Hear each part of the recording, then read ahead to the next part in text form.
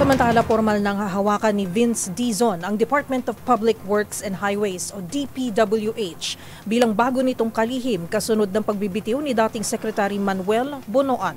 Kumpiyansa ang Pangulo sa ipinamalas na husay ni Dizon sa DOTR, bagay na kaya rin niya anya nitong gawin sa DPWH. Una sa balitang yan si Let Narciso.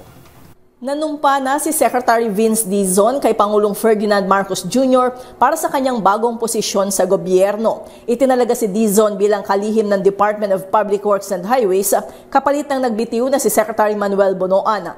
Ayon kay Pangulong Marcos, inako ni Bonoan ang responsibilidad sa mga problema sa DPWH na nangyari sa ilalim ng kanyang pamamahala. Ito anya ang dahilan kaya tinanggap niya ang pagbibitiw nito sa tungkulin. Sa ambush interview sa dinaluhang event sa Taguig City, sinagot rin ng Pangulo kung bakit si Secretary Dizon ang inilagay sa DPWH kapalit ni Bonoan. Under the principle of command responsibility, he felt that he should leave this post. So, and why Vince Dizon? Because he seems he's done a very good job sa DOTR. And I think he's already set the stage for all of the things that we need to do.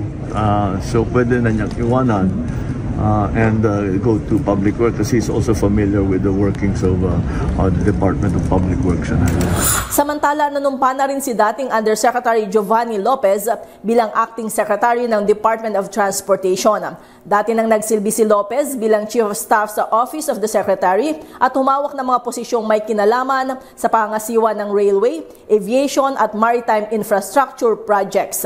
Para sa MBC TV Network News, ito si Let Narciso ng DZRH, una sa Pilipinas, una sa Pilipino.